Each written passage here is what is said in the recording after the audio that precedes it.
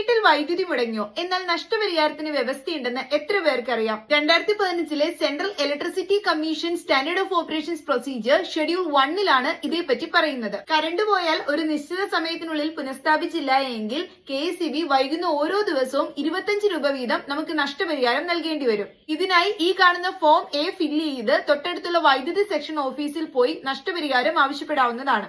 Fuse തകരാറായാൽ നഷ്ടപരിഹാരം 25 രൂപയാണ്.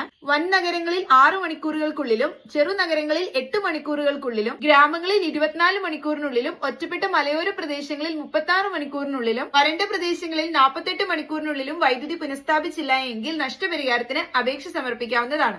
Line തകരാറായാലും transformer തകരാറായാലും നഷ്ടപരിഹാരം 25 രൂപയാണ്. മീറ്റർ തകരാറായാൽ 10 രൂപയാണ് നഷ്ടപരിഹാരം. 30 ദിവസത്തിനുള്ളിൽ ഇൻസ്പെക്ഷൻ നടത്തേണ്ടതാണ്.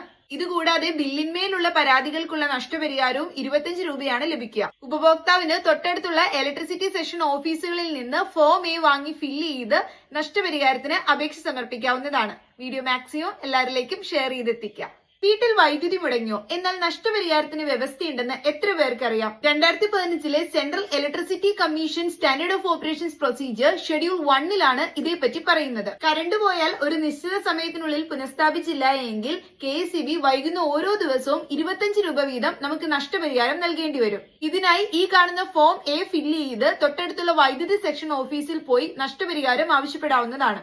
ഫ്യൂസ് തകരാറായാൽ നഷ്ടപരിഹാരം 25 രൂപയാണ്. വൻ നഗരങ്ങളിൽ 6 മണിക്കൂറുകൾക്കുള്ളിലും ചെറുനഗരങ്ങളിൽ 8 മണിക്കൂറുകൾക്കുള്ളിലും ഗ്രാമങ്ങളിൽ 24 മണിക്കൂറിനുള്ളിലും ഒറ്റപ്പെട്ട മലയോര പ്രദേശങ്ങളിൽ 36 മണിക്കൂറിനുള്ളിലും വരണ്ട പ്രദേശങ്ങളിൽ 48 മണിക്കൂറിനുള്ളിലും വൈദ്യുതി പുനഃസ്ഥാപിച്ചില്ല എങ്കിൽ നഷ്ടപരിഹാരത്തിന് അപേക്ഷ സമർപ്പിക്കാവുന്നതാണ്. ലൈൻ തകരാറായാലും ട്രാൻസ്ഫോമർ തകരാറായാലും നഷ്ടപരിഹാരം 25 രൂപയാണ്. മീറ്റർ തകരാറായാൽ 10 രൂപയാണ് നഷ്ടപരിഹാരം. 30 ദിവസത്തിനുള്ളിൽ ഇൻസ്പെക്ഷൻ നടത്തേണ്ടതാണ്.